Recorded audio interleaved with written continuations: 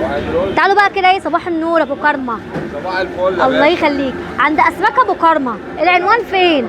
انت بتصوري من غير ما تقولي عنوان. عامل ايه؟ الحمد لله. بصوا كده اهو ابو كرمه، قول لنا عنوانك انت فين عشان الناس تعرف.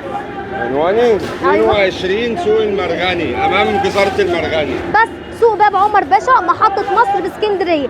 هنسأل على جزارة المرغني هنلاقي أبو كرمة في وشها أهو. رقم التليفون 010 244 16431. حلو الأرقام أهي. 012 06 955 397. حلو الكلام ده. هنلاقي إيه بقى عند أبو كرمة؟ هتلاقوا حلويات كل حاجة ومهرجانات.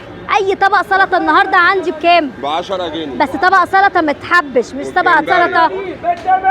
طبق الجمبري عندي بكام؟ ب 20. ب 20. ب 20. وعندنا محرات النهارده ب10. ب 20.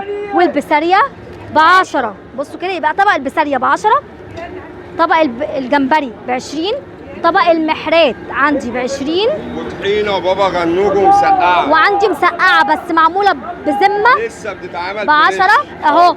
فريش والصلصة الفريش. بتاعتنا. وادي الصلصه اهو، شغل فريش فريش. وعندنا طبق السلطه الخضراء المحبشه بكام يا ام بوجي؟ ب 10.